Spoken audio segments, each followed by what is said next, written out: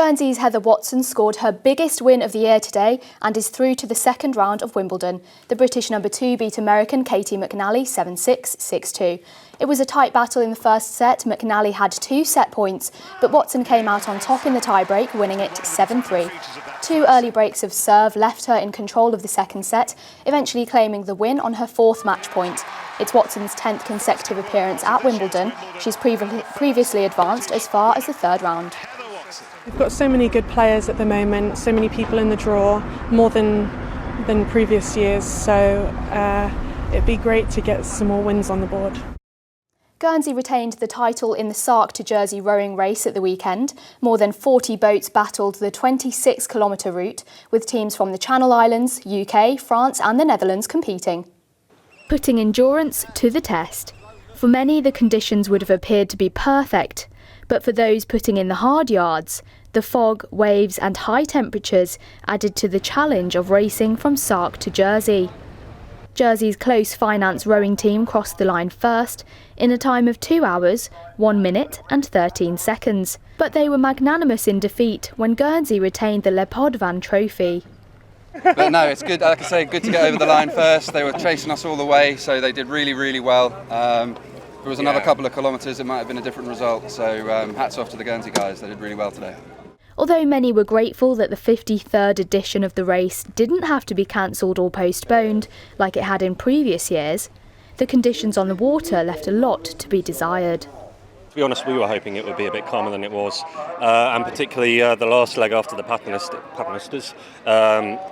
Normally it's quite calm down there, but it was relentless, and the problem is that every wave that hits you in a pair, it just moves the boat, and then you've got to recorrect every single time.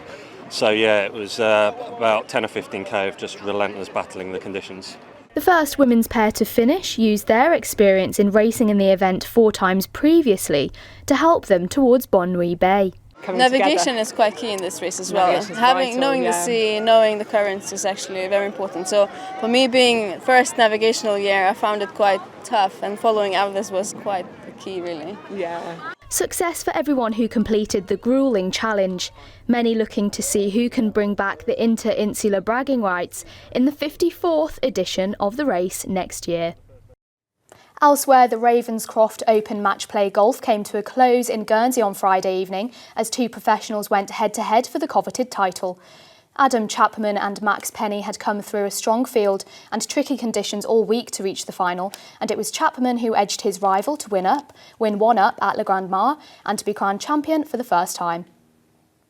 In football, Jersey were beaten 5-0 by Exeter at Springfield on Friday. The visitors enjoyed a possession-heavy game, with Jersey being limited to mostly long-range efforts. Despite the disappointing score, the match was a celebration of Stuart Andre for his 17-year contribution to local football. It was a Jersey game, and they just chose it to show recognition, which I was a bit overwhelmed with at first, but it was a really nice touch, and although it was a struggle at times, it's been good.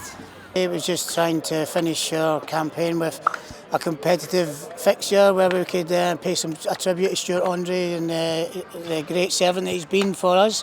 You know, you play against a professional outfit, you expect that type of result, but a bit disappointed the goals we conceded because they were quite sloppy on our part, but I thought we tried to play as much as we could, maybe in the wrong areas at times, but you know, at least we were brave and we tried to play football and we got punished by our top side.